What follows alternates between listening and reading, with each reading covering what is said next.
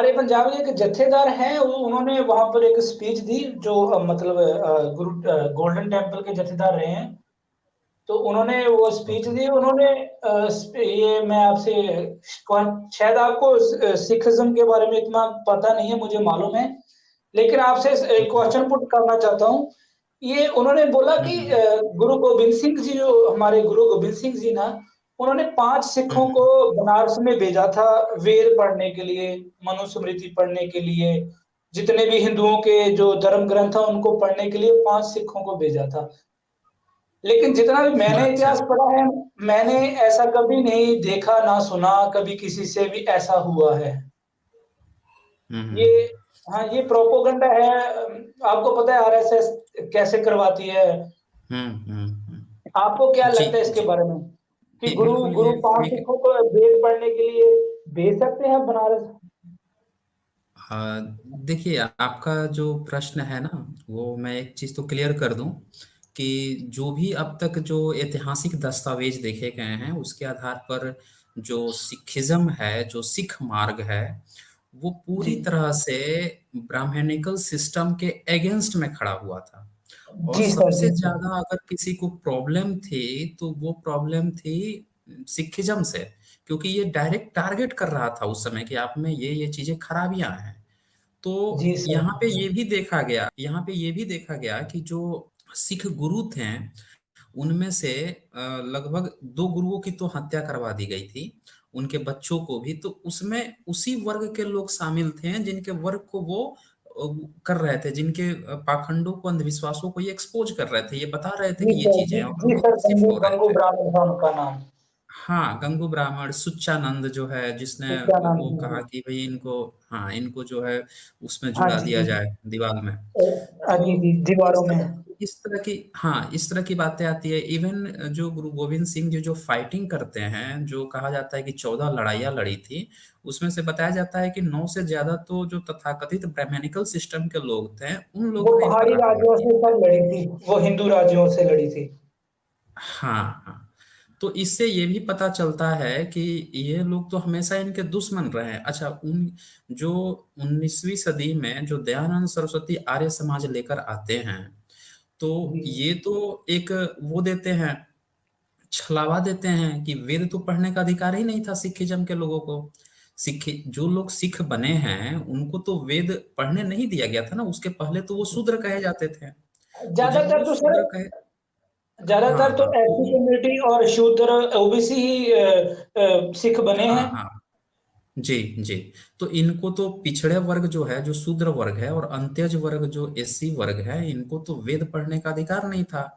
इनको तो वैश्य तक को अधिकार नहीं था। उनके तो कान में शीशा पिघलाकर डालने की बात थी, उनके जबान काट लेने की बात थी, कि अगर उनने वेद सुन लिया, बोल लिया, बीच में चीर देने की बात थी, इस तरह की बातें थी। तो वेद पढ़ने वो कैसे भेज सकते हैं? अच्छा, वो पढ़ने कैसे देगा जिस वो वही तो समय बात है, वो मैंने ये क्वेश्चन पुट किया फेसबुक पर। मैंने बोला भी, अगर अगर ऐसा होता तो क्या गुरु साहब को पता नहीं था कि ब्राह्मण वेद पढ़ने नहीं देगा? हाँ, बिल्कुल बिल्कुल। अच्छा, इनकी जो भाषा रही है, जो सिखिज्म की, जी जी, वो गुरुमुखी है सर। तो वो जो भाषा है संस्कृत कभी नहीं रही है। नहीं सर, दयानंद गुरुमुखी है, सरस्वती, गुरुमुखी। हाँ, और वो जो है पाली प्राकृत से आती है। जी पाली सर, जी प्राकृत सर। जो है वो पूरी तरह से, इवन जो सिख शब्द है वो भी प्राकृत का शब्द है, पाली प्राकृत का शब्द है। उसमें आप जब पढ़ोगे बुद्धिज्म की जो उनका अपना वंदना होती है, उसमें सिक्का शब्द आता है, वही सिक्का जो है सिख शब्द बना हुआ है। तो इसका ओरिजिन भी पाली प्राकृत से आता है। इसका वेदों से कुछ लेना देना नहीं है, संस्कृति से कुछ लेना देना ही नहीं है।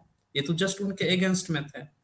तो ये चीजें जो है ना, हमें पूरी तरह से देखना होगा कि ये जो नैरेटिव गढ़ रहे हैं कि उनको पढ़ने के लिए, वेद पढ़ने के लिए भेजा गया, ये झूठ बात है। अरे, ये झूठ है सर। बाबा साहब के समय में तो ये पानी नहीं पीने दिए बाबा साहब को। बाबा साहब इतने पढ़े लिखे व्यक्ति थे, उनको ये सब पानी नहीं पीने दिए। चौदार जो तालाब था वहां पे ये लोगों ने क्या किया, पानी को शुद्ध किया था जब इन लोगों ने पिया था। उस तालाब में जो है घोड़े खच्चर जो है, सड़े हुए बीमार पशु तक पानी पीते थे। उसमें जो है भारत के जो समुदाय है, वंचित शोषित वर्ग जो है, जो दलित समाज है, अंत्यज वर्ग है, इन लोगों को पानी नहीं पीने दिया जाता था। और ये कह रहे हैं कि इन लोगों को वेद पढ़ने ये लोग भेज दिया, वो वेद पढ़ा दिया। यही तो तो बात है, इसी सिख धर्म जब सिख धर्म बनाया गया वही शूद्रों के लिए, शूद्र टू खालसा, शूद्र हाँ, शूद्र शूद्र टू खालसा, इसलिए सिख धर्म बनाया गया। लेकिन अगर ब्राह्मण धर्म में प्रॉब्लम ना होती, ऐसे ऊंच नीच ना होता, तो सिख धर्म बनाने की जरूरत नहीं थी गुरुओं को। नहीं होती, नहीं होती। ओके, ओके, बहुत शुक्रिया आपका। और सर मैं मिस्टर सिंह, जी जी sir, okay sir, okay, thank you sir. Okay, आज आज समय कम, थोड़ा थोड़ा सबसे बात करूंगा, और आज का सेशन भी छोटा ही रहेगा, क्योंकि नहीं अभी कोई पूरी बात नहीं प्रॉब्लम सर, नहीं थैंक यू। सॉल्व हो पाई है, technical problem. Okay, thank you mister Singh. Thank thank you. अच्छा, यहाँ पे आलम प्रभु वातांबे जी का सुपर चैट है, बहुत शुक्रिया आपको। जी अमित, बताएं, आपका हेलो कोई सर। प्रश्न हो तो आप रख सकते हैं। जी सर, हाँ नमो जी, बुद्धाय, जय भीम। जी नमो बुद्धाय, जय भीम। जी बताएं, बताएं। सर एक्चुअली जैसा अभी आप यहाँ एजुकेशन में लोग डिग्री भी कर लेते हैं, पर मतलब लर्निंग जो एटीट्यूड है वो धीरे धीरे खत्म हो जाता है। उनका मतलब मेन मोटो रहता है कि हम पढ़ लिख के पैसे कमाने लगे। तो हम्म। इस और इसी में क्या है सर कि सबसे बड़ा डिस्ट्रैक्शन ये होता है कि जैसे हम पढ़ाई कर रहे हैं, पढ़ाई के साथ साथ जैसे हमारा एज 18 ईयर हो गया, तो हम लोगों को क्या है कि वोटिंग का एक अधिकार मिल जाता है। तो और दूसरा ओके। क्या है सर कि पॉलिटिक्स, जैसे कि हमें किसको वोट देना है, किसका वोट नहीं देना है। तो पढ़ाई हम्म। में और थोड़ा पॉलिटिक्स का सर थोड़ा बैलेंस ये था कि मतलब जैसे हम लोग पढ़ाई कर रहे हैं ना, तो पढ़ाई में क्या होता है कि सर जैसे अभी अब वो चुनाव का सीजन आता है, तो हमको एक सही व्यक्ति को चुनना होता है। तो हम्म। चुनने के दौरान होता क्या है कि सर जैसे हम पढ़ाई कर रहे हैं, थोड़ा बहुत अगर हम पॉलिटिकल न्यूज से अगर नहीं जुड़ेंगे तो हम सही व्यक्ति को चुन नहीं पाएंगे। तो पढ़ाई और इन दोनों को पाए सर, हम ये हमारा सवाल ये था, क्योंकि ज्यादा अगर हम पॉलिटिक्स में घुस जाएंगे तो फिर हमारा जो स्टडी है वो हमारा डिस्टर्ब होगा। और जी बिल्कुल, यस सर। बिल्कुल बिल्कुल सही कहा आपने। यस। हमें जो है बैलेंस करना सीखना होगा एजुकेशन में भी। और हमारा जो बैलेंस है, चाहे आप पॉलिटिकल बातें करते हैं या किसी भी तरह की बातें करते हैं, आपको जो है बैलेंस करना सीखना होगा। अगर वो बैलेंस नहीं बन पाया ना, तो वो फिर लाइफ आपकी ना डिस्टर्ब होती है, कहीं ना कहीं डिस्टर्ब होती है, तो वो यस सर। बैलेंसिंग आपको करनी ही पड़ेगी। जी। Okay, okay Amit Kushwaha. जी अनिल जी, कैसे हैं आप? हाँ सर। आपकी आवाज आ रही है। जी। हाँ, मैं आपको जय भीम बोल रहा हूँ, नमस्कार बोल रहा हूँ। जी जी, सर बहुत दिनों नमस्कार, से जय आपका, भीम। बहुत महीनों से आपका मैं कार्यक्रम देखता हूँ, मैं देख रहा हूँ। और जी मैं बहुत बहुत अप्रिशिएट करता हूँ आपको, बहुत बड़ा काम आप कर रहे हैं। कि जैसे जी, बहुत दक्षिण भारत शुक्रिया। में पेरियार स्वामी ने काम किया था, और जिस हम्म। तरह से ब्राह्मणिकल जो सत्ता थी उसका उखाड़ फेंका था, उत्तर भारत में सर बहुत जरूरत है कि आप जैसे लोग सबका मार्गदर्शन करें, और एक लोगों में एक क्रांति पैदा हो, और लोग इस सिस्टम को उखाड़ फेंकने में एक एकजुट हो जाए, क्योंकि अभी भी सर बहुत कुछ काम होना बाकी है सर।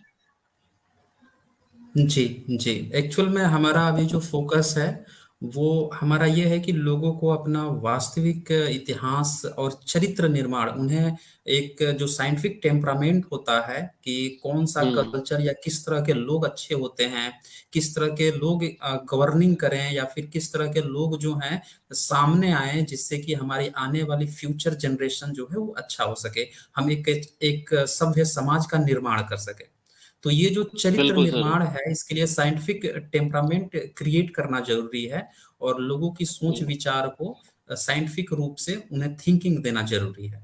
तो हम लोगों का बिल्कुल सर। प्रयास ये है। जी। सर कुछ प्रश्न था ओके। मेरे, कुछ प्रश्न हाँ, पूछना पूछ चाहता लीजिए, था। पूछ लीजिए। आप जैसे कि कहते हैं कि जैसे संस्कृत के विषय में कहते हैं, और प्राकृत और पाली अन्य भाषाओं के विषय में कहते हैं, तो बीच बीच में हम्म जैसे कुछ पीरियड था, जैसे हर्षवर्धन का था, विक्रमादित्य का था, और हम्म ये कहा जाता है कि हिंदुओं का स्वर्णिम काल था, ऐसा था वैसा था, जो भी कुछ था। तो हम्म। उस विषय में आपने कोई रिसर्च किया कि उस समय भाषा कौन सी थी, धर्म कौन सा था, एग्जैक्टली होता क्या था, क्योंकि बहुत बड़ा चढ़ा के बोला जाता है उसको। जी, इस पे तो हमने कई सारी स्ट्रीम कर रखी है, बहुत सारे वीडियोस बना रखे हैं। जो भी अच्छा संस्कृत अच्छा। का क्लेम है, हाँ, जो भी हाँ हाँ। संस्कृत का क्लेम है कि कब से संस्कृत आया, कब से डेवलप होना शुरू हुआ, तो उस पे मेरे हाँ बहुत सारे वीडियोस हैं। आप उसको देख सकते हैं। वीडियो 127 है, वीडियो हाँ 124 है, वीडियो अच्छा 140 एक अच्छा बार जरूर देखिएगा।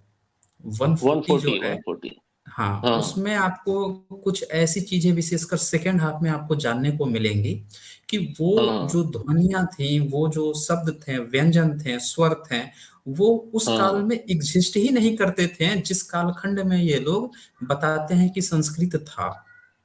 अच्छा अच्छा अच्छा तो अच्छा हाँ, तो वो चीज, जैसे अब कोई कहे डायनासोर के काल में कि उस समय राम जन्म लिए थे या फिर कृष्ण जन्म लिए थे, तो ये हम्म तो आप मान नहीं पाओगे या हम भी नहीं मान पाएंगे, क्योंकि उस समय कोई सर इंसान ही नहीं था। सर आज मैं तो एक इसी यूएसए तरह की से क्लास देख रहा था। यूएसए की जी क्लास में एक प्रोफेसर कोचिंग दे रहे हैं लोगों को, बच्चों को ब्रेन वॉश कर रहे थे कि इंडिया में 7,000 साल पहले लोग जानते थे कि पृथ्वी गोल है।